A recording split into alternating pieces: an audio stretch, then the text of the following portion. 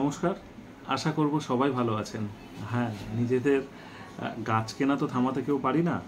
যেখানে যা গাছ দেখি লোভ লাগে, গাছ কিনে নিয়ে চলে আসার ইচ্ছে হয় এবং গাছ আনার পর বিভিন্ন কারণে আমরা গাছ মেরেও ফেলি। গাছ বসানোর জন্য বিভিন্ন ধরনের চিন্তা ভাবনা করি যে করণীয় কী, গাছ এনে কখন বসাবো, কেন বসাবো, কি করব গাছ এনে। সঙ্গে সঙ্গে আমরা তো যারা নতুন বাগানি তারা প্রথম কি করি, বেশি করে জল ঢালি গাছ। জল দিলেই যেন মনে হয় গাছ ঠিক হয়ে যাবে। এটা প্রথম ছিল, আমারও ছিল, আপনাদেরও ছিল, সকলের ছিল। তো মোদ্দা কথা যেটা বলার, গাছ এনে আমরা প্রথমে যে কোনো একটা বাড়িতে যে কীটনাশক নিম তেল থাকে তার একটা স্প্রে করব গাছে। প্রথমে আনার পর কীটনাশক নিম তেল স্প্রে করে কোনো বড় গাছের ছায়া হোক, ছাদের কোনো একটা ছায়া জায়গা হোক, মানে গাছের ছায়া হোক, কিংবা এমন একটা স্থানে রাখবো ডাইরেক্ট সানলাইট যেন না পড়ে। ব্যালকনির জানালাতেও রাখতে পারি। ধরুন এইটা একটা জানালা, এটা সরিয়ে আমরা এইরকম সাইডেও রেখে দিতে পারি, ওই পাশটায় যেখানে হাওয়া বাতাস চলাচল করছে। এইবারে আমরা সব সময়ের জন্য যেটা করব, মাটি আমাদের রেডি থাকবে।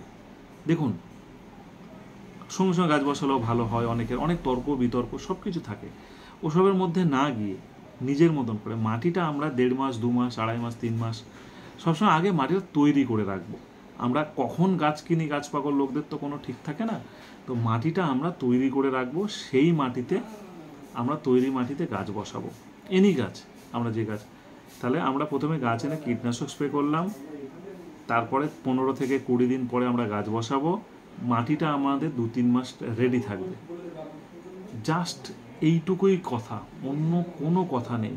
যারা নতুন গাছ বসাচ্ছেন এটাই। আমি এর সঙ্গে আর একটা জিনিস অ্যাড করতে চাইছি, মাটি, ভার্মি কিংবা মিক্স খাবার, মাটি, মিক্স খাবার কিংবা গোবর সার পর্যাপ্ত পরিমাণে। আমরা ধরুন 2 বস্তা মাটি নিলাম, 1 বস্তা গোবর সার নিলাম, 2 টব মাটি নিলাম, 1 বস্তা মাটি, 1 টব গোবর সার নিলাম, এবং তার সঙ্গে 2 বস্তার সঙ্গে 4 কেজি, এবং 2 টবের জন্য একটা ছোট টবের 1 টব মিক্স খাবার মিশিয়ে আমরা ফেলে রেখে দেবো। যেহেতু বেশি করে মাটি বানাবো, বানিয়ে বস্তা বন্দি করে মিশিয়ে সব কিছু বস্তা বন্দি করে ফেলে রাখবো। আর কিচ্ছু করতে হবে না, ওতেই হবে গাছ ভালো। যাই হোক, আশা করব আপনাদের কি বলতে চেয়েছি বুঝতে পেরেছেন। সবাই ভালো থাকুন, সুস্থ থাকুন। সবুজ বন্ধু সমর এরকম ছোট্ট ছোট্ট টিপস থাকে, রেগুলার হিসাবে 1, 2, 3টে করে ভিডিও থাকে। ফলো করলে আশা করব যারা নতুন বাগানি তাদের অনেকটাই হেল্প করতে সাহায্য করবে এই চ্যানেল। অবশ্যই চ্যানেলটি সকলের কাছে ছড়িয়ে দিন, সকলের কাছে শেয়ার করুন এই চ্যানেলটি।